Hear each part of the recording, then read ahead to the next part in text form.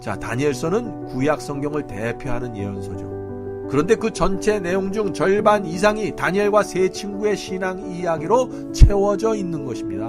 왜 그럴까요? 이상하지 않습니까? 요한계시록의 경우에는요, 처음부터 그 끝까지 계시와 예언으로 채워졌습니다. 그러나 다니엘은 다릅니다. 다니엘서의 절반이 다니엘의 신앙 이야기로 채워진 이유는 다니엘의 신앙과 성품이 있어야만 마지막 환난과 시련을 통과할 수 있기 때문입니다. 사랑하는 성도 여러분, 이것은 굉장히 중요한 개념입니다. 이 말씀을 꼭 마음에 넣어두시기 바랍니다.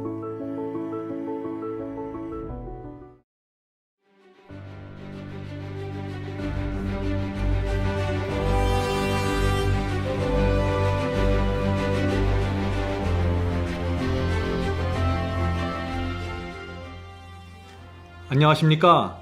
마지막 사명 바이블 칼리지의 강사 앤드류 강입니다. 오늘도 마지막 시대를 위해서 주신 다니엘서를 공부할 때 하나님의 영께서 우리와 함께 해 주시길 기도드립니다. 자, 이제 다 함께 머리 숙여 기도하고 강의를 시작하도록 하겠습니다. 하늘에 계신 아버지, 하나님께서 2500년 전에 주신 다니엘서의 예언을 들고 주 앞에 나갑니다. 저희가 이 책을 열어서 공부할 때 깨닫게 하여 주시옵소서. 저희로 하여금 장래일을 보게 하시고 그것이 성취되는 모습을 볼 때마다 믿음이 자라고 하나님을 더 분명히 알게 도와주시옵소서. 오늘도 함께 예언을 연구하는 성도들을 위해서 기도드립니다.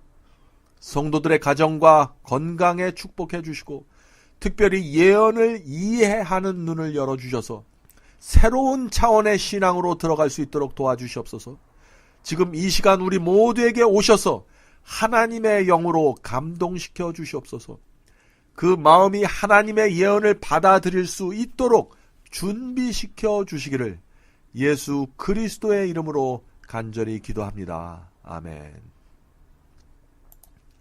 우리는 예언을 공부해야 하는 세 가지 이유를 살펴보았습니다. 또한 계시록 12장에서 하늘에서 전쟁이 벌어진 그 장면을 보았습니다. 하늘 천사의 3분의 1이 사탄의 미혹에 빠져서 하늘에서 쫓겨나 이 지구로 내려왔던 사실을 확인했죠. 하늘에서 하나님과 함께 살던 그 천사의 3분의 1이 기만당했는데 이 지구에서는 얼마나 많은 사람들이 사탄과 악령들에게 기만당해 왔고 지금도 기만당하고 있을까요? 두려운 사실은 성경과 기독교 역사는 대부분의 사람들이 기만당해 왔음을 말하고 있다는 것입니다. 노아 홍수 때 어떻습니까? 대부분의 사람들이 사탄의 기만에 속아서 노아의 경고를 무시하고 멸망당하고 말았습니다. 소돔과 고모라 때는 어떤가요? 대부분의 사람들이 롯의 경고를 무시하고 불로 멸망당하고 말았죠. 예수께서 이 땅에 오셨을 때는 어떻습니까? 대부분의 유대인들과 제사장들이 사탄의 미혹에 속아 율법주의에 빠졌고 그 결과 메시아를 알아보지 못하게 되었습니다. 그들은 매주 회당에서 예배드렸습니다.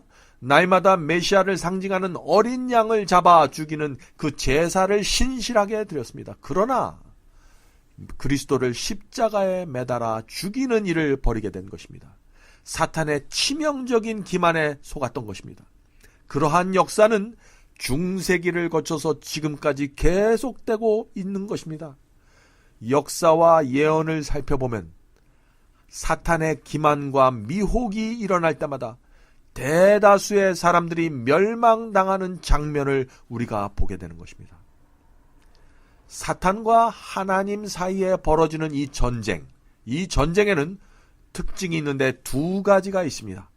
이 전쟁의 첫 번째 특징은 중간은 없다는 것입니다. 중간은 없습니다. 사람이든지 천사든지 모든 존재들은 하나님과 사탄 사이에 한 편을 분명하게 결정해야 하는 것입니다. 하늘도 정확하게 둘로 나누어졌습니다. 지구에서 벌어지는 전쟁에서도 정확하게 두 쪽으로 나눠지게 될 것입니다. 구원받는 자들과 멸망받는 자들로 정확하게 둘로 나누어지게 될 것입니다. 단 한 명도 중간은 없게 될 것입니다. 그러나 안타까운 사실은 대부분의 사람들이 중간에 서 있으려고 한다는 것입니다. 저쪽도 아닌 이쪽도 아닌 중간 말이죠. 바로 그런 신앙 태도 때문에 많은 사람들이 기만당하게 되는 것입니다. 하나님의 편에 분명히 서지 않는 사람들은 모두 기만당하게 될 것입니다. 두 번째 특징은 하나님과 사탄 사이에 치열한 전쟁이 벌어질 때마다 절대 다수의 사람들이 사탄의 기만에 넘어간다는 것입니다. 제가 지금 무엇이라고 말씀드렸나요? 절대 다수가 사탄의 기만에 넘어가게 된다는 것입니다. 왜 그렇게 될까요? 왜냐하면 대부분의 사람들이 넓은 길을 걷기 원하기 때문입니다. 예수께서 말씀하신 것처럼 내 자신을 부인하지 않기 때문에 그런 것입니다. 십자가를 메고 싶지 않기 때문에 그런 것입니다. 자신이 듣기 원하고 자기 귀를 기쁘게 하는 말씀을 받아들이기 때문에 그렇게 되는 것입니다. 좁은 길은 길이 가파르고 협착해서 많은 사람들이 그 길을 싫어할 것이라고 말씀했습니다. 그래서 하나님께서 예언을 주시는 것입니다. 예언이 주는 메시지는 이런 것입니다. 내 백성아, 사탄과 거짓 선지자들이 너희를 미혹할 때 손해와 고통이 있을지라도 좁은 길을 선택해야 한다. 만일 너희들이 넓은 길을 선택하면 사탄의 덫에 걸리게 될 것이야. 너희가 진리를 위해서 사자굴에 들어가야만 한다면 다니엘처럼 그렇게 하도록 해라. 만일 너희가 살기 위해서 좁은 길을 피하고 진리를 피한다면 거기에는 영원한 멸망이 있을 뿐이다. 그러니 조심해라. 하늘에서 너희가 받을 보상이 크다. 이 땅에서는 진리를 붙잡고 살아라, 내 자녀들아. 사랑하는 성도 여러분, 이것이 하나님께서 예언을 통해서 우리에게 주시는 메시지입니다. 지금은 전쟁 중입니다. 그런데 이 전쟁은 장로교회와 침례교회의 전쟁이 아닙니다. 개신교회와 천주교회의 전쟁도 아닙니다. 이 전쟁의 당사자는 하나님과 사탄입니다. 그리고 우리는 하나님과 사탄 사이에서 누구를 지지할 것인가를 결정해야 하는 것입니다. 우리는 하나님께서 주시는 진리를 받아들일 것인지 사탄이 교회 안에 밀어넣는 거짓 복음과 거짓 가르침을 받아들일 것인지 결정해야 하는 것입니다.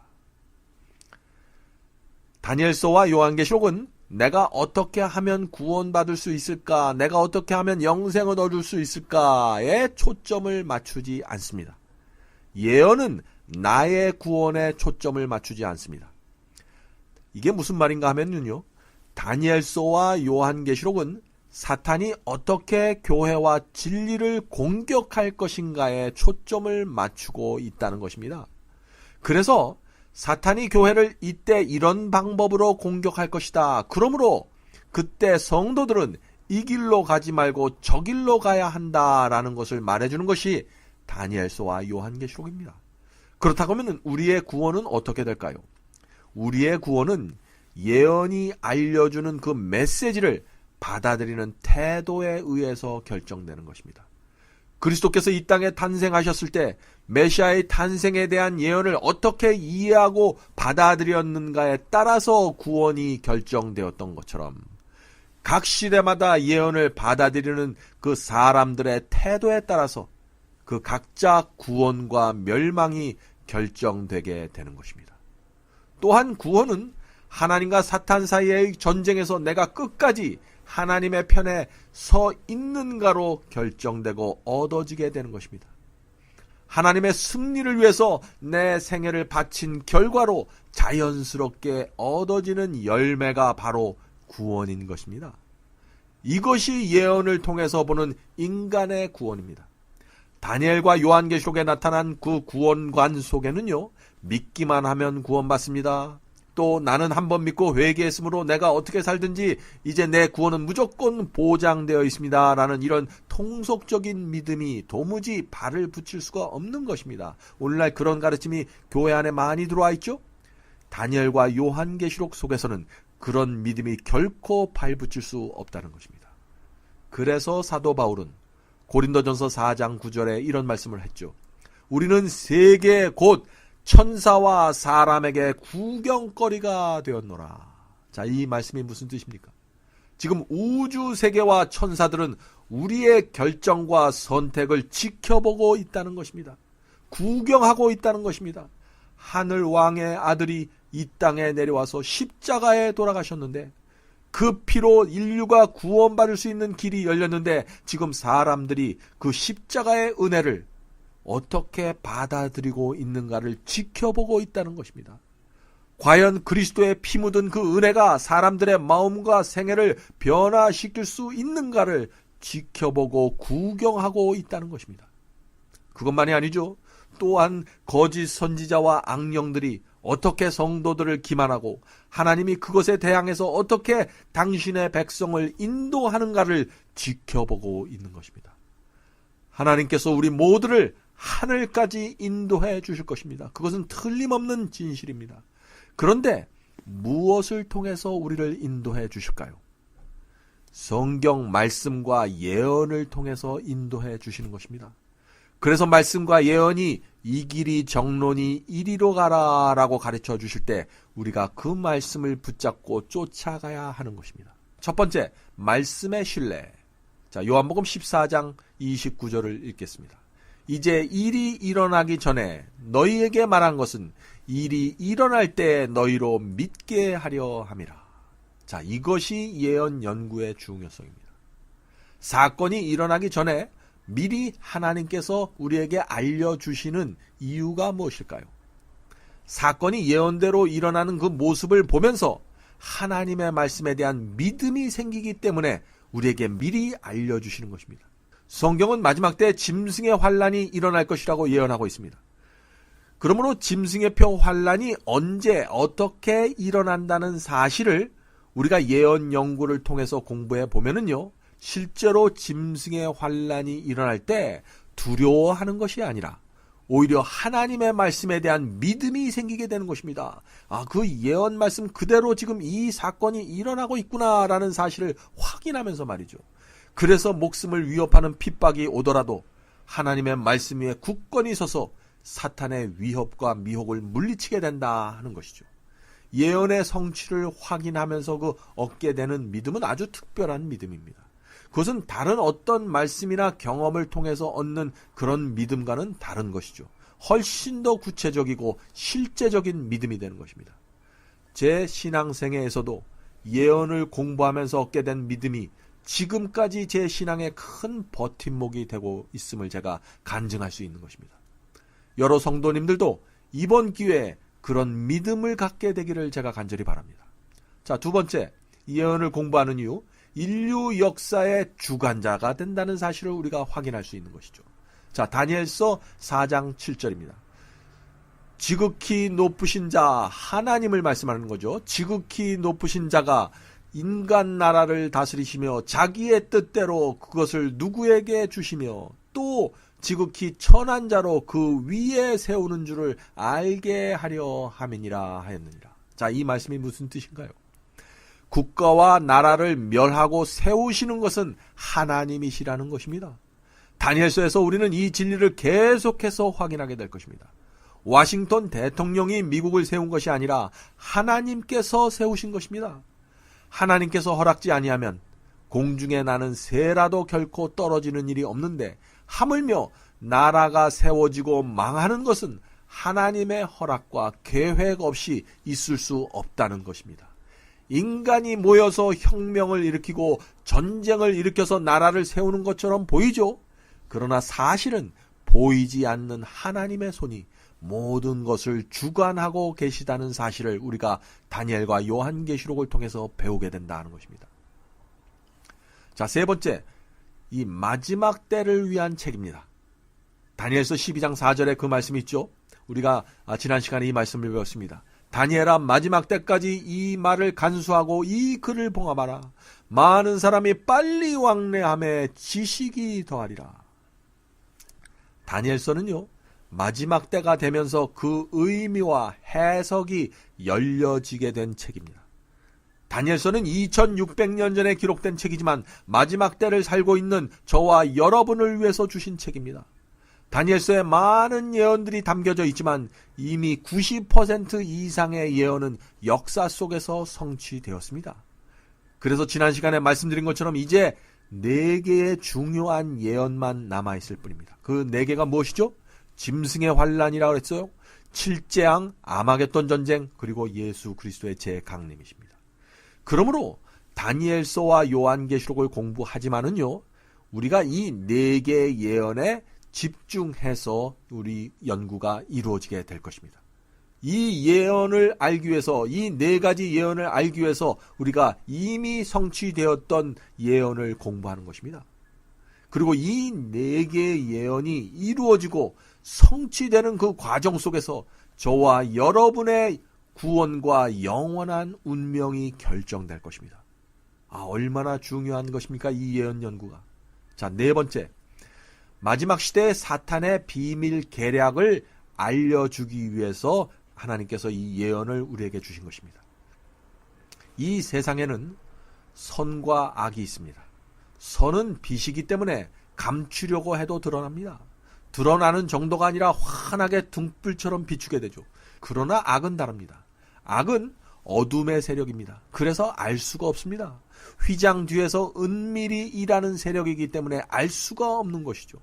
하나님의 예언을 통해서 우리가 경고받고 교육받기 전에는 그 은밀한 악의 세력을 정확하게 분별할 수가 없는 것입니다. 그래서 예언을 공부하지 않은 수많은 사람들이 이 마지막 때에 미혹당하게 될 것입니다. 악은 내가 악입니다 라고 말하면서 나타날까요? 그렇지 않죠. 사탄은 바보가 아닙니다. 성경은요, 사탄이 광명한 천사의 모습으로 나타날 것이라고 말하고 있습니다. 그 말씀이 고린도후서 11장 14절과 15절에 있습니다. 고린도후서 11장 14절과 15절입니다. 이것이 이상한 일이 아니라 사탄도 자기를 광명의 천사로 가장하나니 그러므로 사단의 일꾼들도 자기를 의의 일꾼으로 가장하는 것이 또한 큰 일이 아니라 사탄이요 환한 천사처럼 나타나서 선을 행합니다. 기적을 행합니다. 그러면서 성경 가르침을 조금 비틀어서 가르칩니다. 그래서 미혹당하는 것입니다. 예언에 대해서 무지하면은요, 선과 악을 구별할 수가 없습니다. 아군과 적군을 분별할 수 없습니다. 그래서 자기는 선이라고 생각해서, 자기는 진리라고 생각해서 열심을 다해서 악과 싸웠는데 나중에 알고 보니 어떻게 됐어요? 자신이 악의 세력에 속해 있는 것입니다. 자신이 거짓 복음을 믿고 따라왔던 것입니다. 성경에 그런 경험을 한 사람이 있습니까? 있습니다.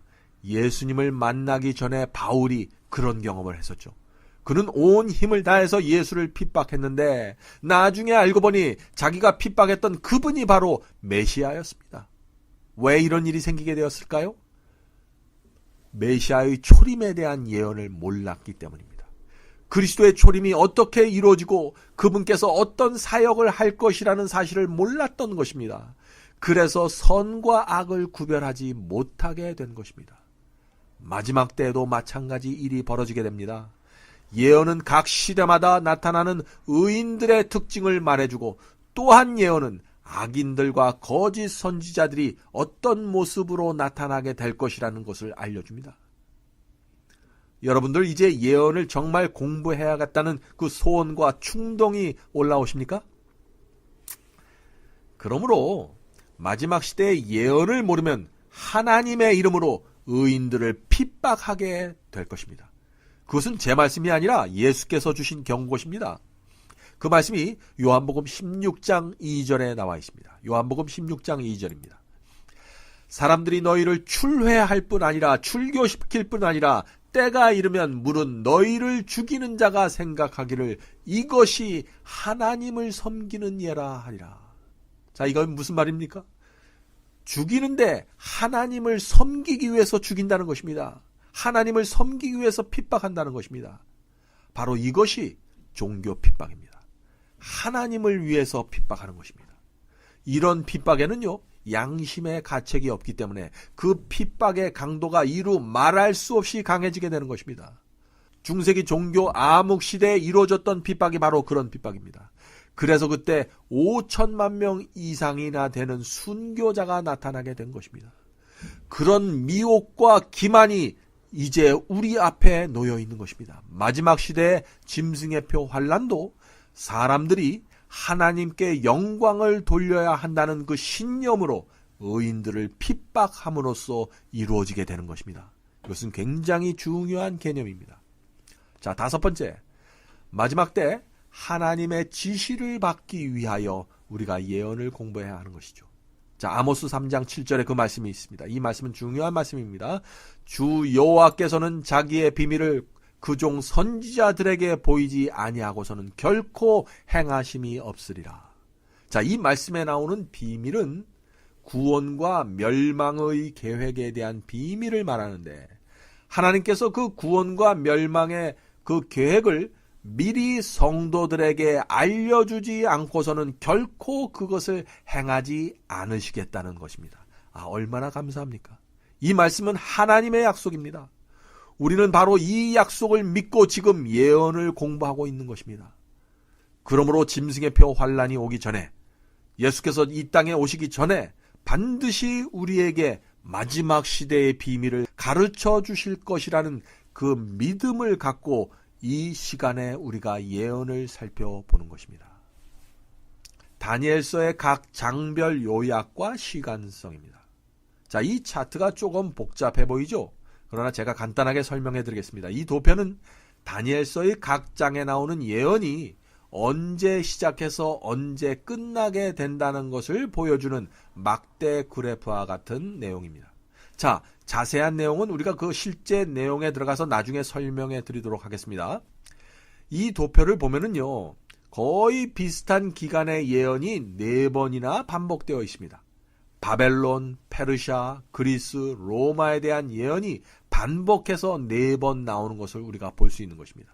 이 4제국에 대한 예언이 다니엘서 2장에서는 금신상을 통해서 나옵니다.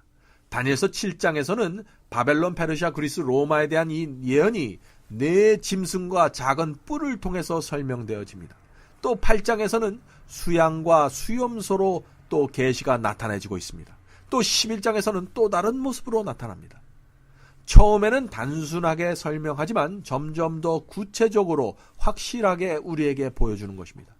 하나님께서는 왜 4번이나 반복해서 이 비슷한 예언을 우리에게 계속해서 보여주고 계실까요? 거기에는 2가지 이유가 있습니다. 첫 번째 이유는 하나님께서 주고자 하는 예언이 중요할 때 하나님께서는 반드시 그 예언을 반복해서 보여주십니다. 하나님의 백성이 반드시 알아야 할 경우에 하나님께서는 다니엘서와 요한계시록 이곳저곳에 동일한 예언을 반복해 주십니다.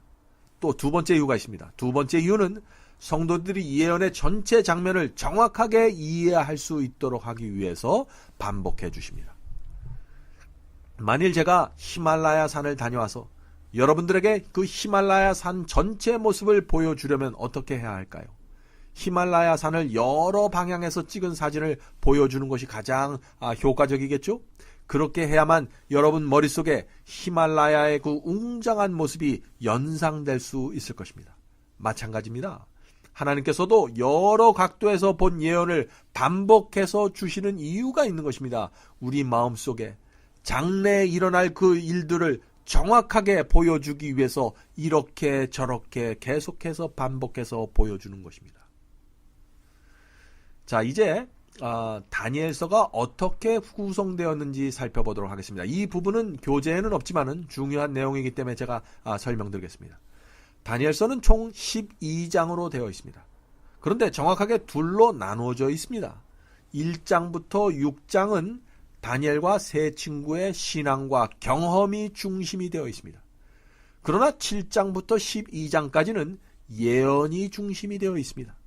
1장부터 6장까지는 예언이 다니엘서 2장에 한 번만 나옵니다. 그래서 1장부터 6장까지의 내용 거의 전체가 다니엘과 세 친구들 신앙 이야기에 중점을 두고 있습니다. 그런데 7장 이후부터 마지막 12장까지는 매 장마다 중요한 예언이 계속해서 나옵니다. 자, 다니엘서는 구약 성경을 대표하는 예언서죠. 그런데 그 전체 내용 중 절반 이상이 다니엘과 세 친구의 신앙 이야기로 채워져 있는 것입니다. 왜 그럴까요? 이상하지 않습니까?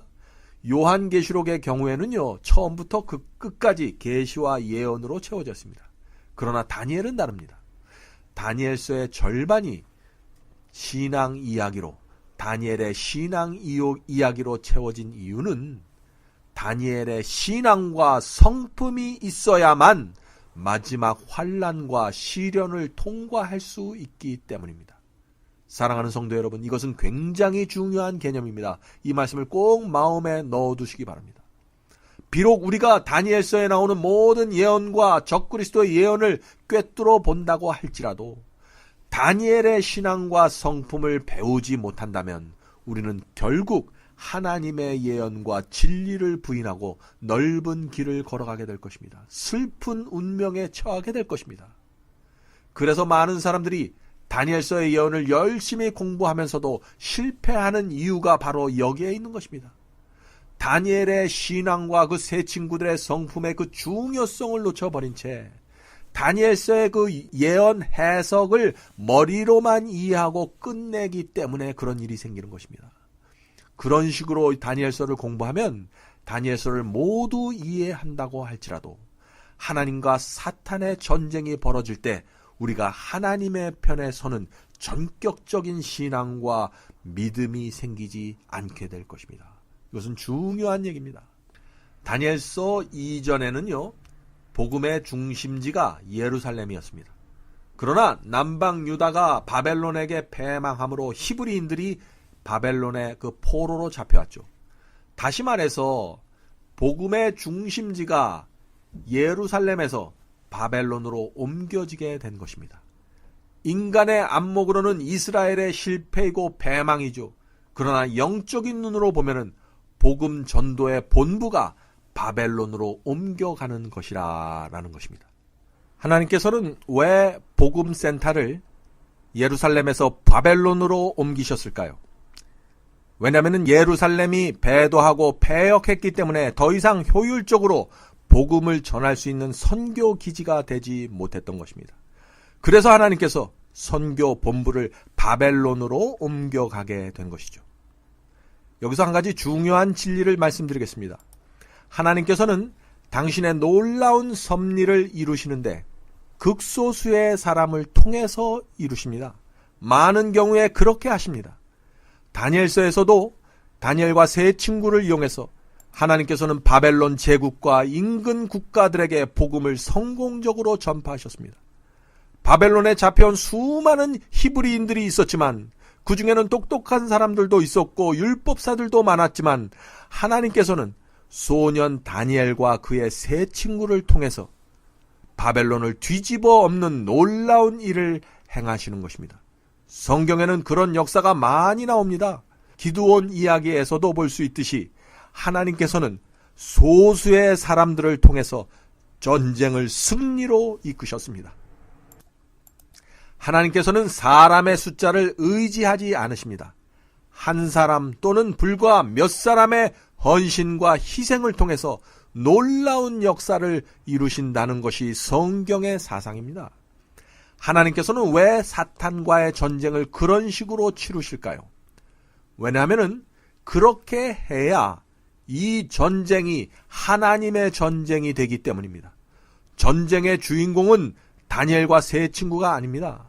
하나님께서 모든 역사의 주인공이라는 사실이 밝혀져야만 사람들의 관심이 하나님께 집중되고 그분께 영광이 돌려지게 되는 것이죠. 다니엘 1장 1절입니다. 유다왕 여호야김이 위에 있은지 왕위에 오른지 3년에 바벨론 왕 느부갓네살이 예루살렘에 이르러 그것을 애워쌌더니. 자, 이 말씀은 바벨론의 느부갓네살 왕이 남방 유다를 침공해서 예루살렘 성을 함락시키는 장면을 말하고 있는 것입니다. 바로 이때 다니엘과 유대인들이 바벨론으로 끌려가게 된 것입니다. 자, 그러므로 다니엘서의 역사적 배경은 바벨론 제국과 남방 유다가 되는 것입니다. 여기서 우리는 바벨론과 남방 유다의 역사에 대해서 살펴볼 필요가 있는 것입니다. 먼저 바벨론의 기원과 역사에 대해서 살펴보겠습니다.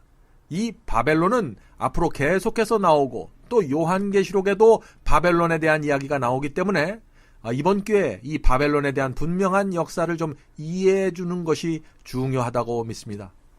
고대 역사에서 바벨론이 두 개가 있다는 사실 때문에 혼돈하는 분들이 가끔 있습니다. 바벨론에는 구바벨론과 신바벨론이 있습니다. 이 두 나라는 시대적으로 1000년 정도의 차이가 나는 국가입니다. 구바벨론은 노아의 세 아들, 즉 셈, 함, 야벳 중에서 함의 자손인 니므롯의 시대로 올라갑니다. 이 놀라운 것은 노아의 증손자인 니므롯이 모든 이교 신앙의 원조가 되었다는 사실입니다. 이교 신앙과 바벨론 신앙을 이야기할 때 니므롯을 빼놓고는 이야기할 수가 없는 것입니다. 니므롯은 자기 할아버지가 노아 홍수를 경험했던 산 증인인데도 불구하고 그가 바벨탑을 쌓는 주역이 되었던 것입니다. 자, 어떻게 그런 일이 생기게 되었을까요? 노아의 신앙이 그 후손들에게 넘어가지 못했기 때문에 생긴 비극입니다. 부모의 신앙이 자녀에게 넘어가고 또 그 다음 세대까지 전달되는 것이 정말 쉬운 일이 아닌 것 같습니다. 노아 홍수도 부모의 신앙이 자녀에게 전달되지 않았기 때문에 온 것이죠. 아담과 하와가 범죄한 이후 10세대가 지나면서 하나님께서 이 세상을 물로 심판할 수밖에 없는 상황이 되어버리고 말았었죠. 왜 그렇게 되었을까요? 아담의 신앙이 가인에게 넘어가지 못했기 때문입니다. 가인이 신앙을 이어받지 못하자 어떻게 됐습니까? 그의 후손들도 하나님께 대한 신앙을 받을 수 있는 그 기회를 잃어버리게 된 것입니다. 내가 신앙을 거절하면 그것은 내 자신에게만 국한된 것이 아니라는 것입니다. 가인이 신앙을 거절했기 때문에 그에게서 출발되는 가인의 가문 전체가 하나님께 등을 돌리고 살아가게 되었고 결국에는 가문 전체가 홍수가 임했을 때 멸망당하게 된 것입니다. 그래서 내가 신앙을 거절하거나 받아들이는 것이 나 하나만의 문제가 아니라는 사실을 이해해야 하는 것입니다. 내 결정 때문에 내 후손의 구원과 멸망이 크게 좌우될 수 있다는 사실을 우리가 보아야 하는 것입니다.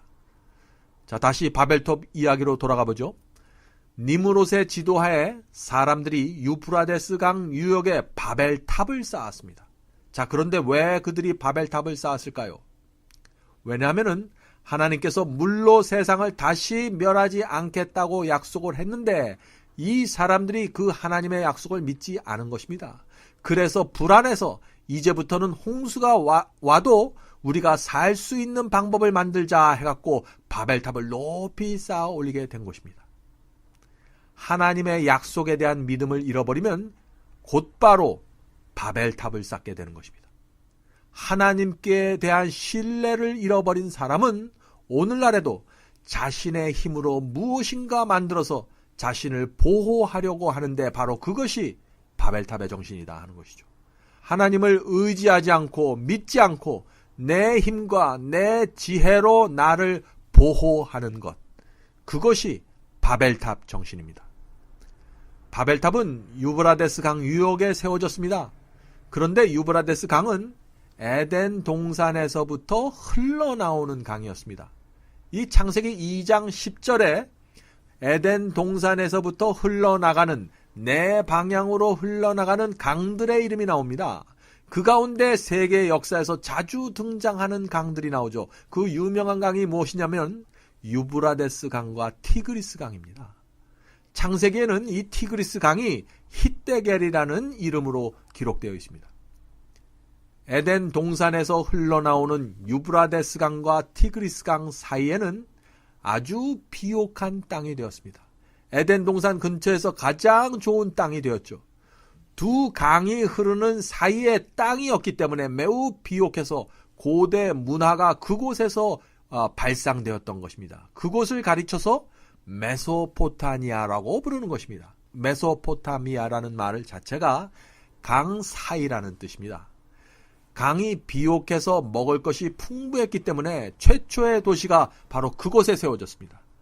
사탄은 그곳에 바벨탑을 세우고 구바벨론을 건설했던 것입니다. 그리고 그것은 풍요롭고 비옥했기 때문에 그 이후로 계속해서 강대국들의 각축장이 되었고 온갖 이방 종교들이 모여들게 되었습니다. 그래서 바벨론이라고 하면은 이교의 신들, 귀신의 영들, 더러운 영들이 모이는 곳이라는 뜻이 포함되게 된 것입니다.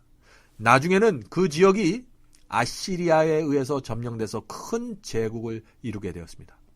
자, 이렇게 해서 세월이 흘러갑니다.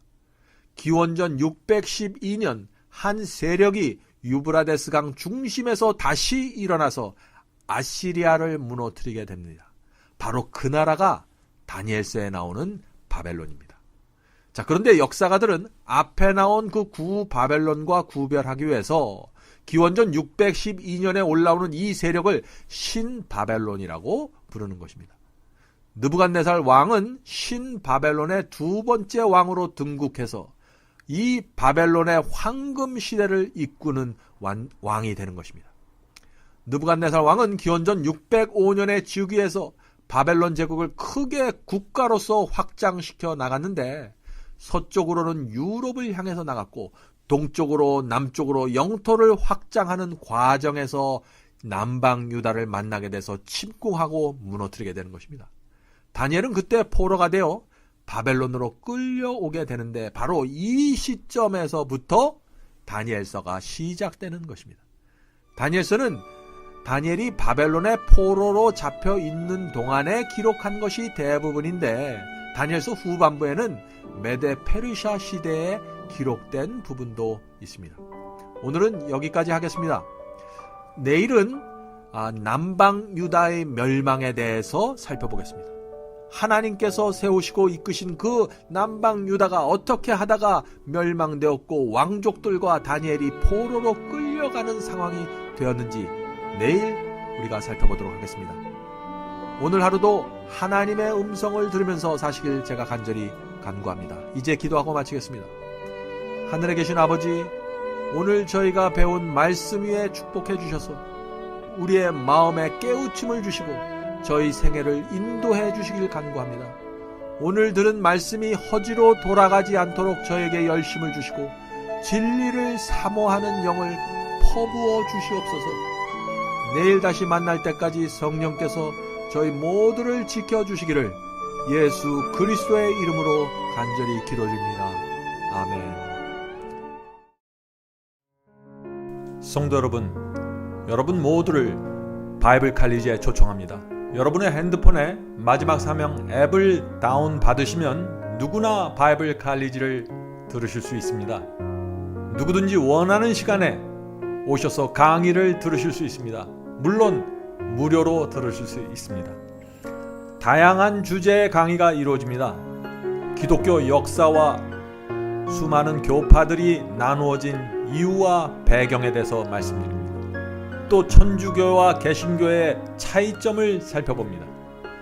로마서, 갈라디아서, 예정론, 7년 환란과 이스라엘 제3성전, 성령을 받는 방법, 참된 방언이란 무엇인가, 참된 거듭남과 중생의 경험, 이런 주제들로 기독교인들이 꼭 알아야 할 문제들을 다루게 됩니다. 성경절 하나하나 찾으면서 설명해 드리기 때문에 새로 신앙을 시작한 분들도 누구나 쉽게 분명하게 이해할 수 있습니다. 제가 최선을 다해 설명해 드립니다. 이번 기회에 여러분의 신앙을 말씀의 반석 위에 세우게 되길 제가 간절히 바랍니다. 그럼 바이블 칼리지에서 여러분을 찾아뵙겠습니다. 감사합니다.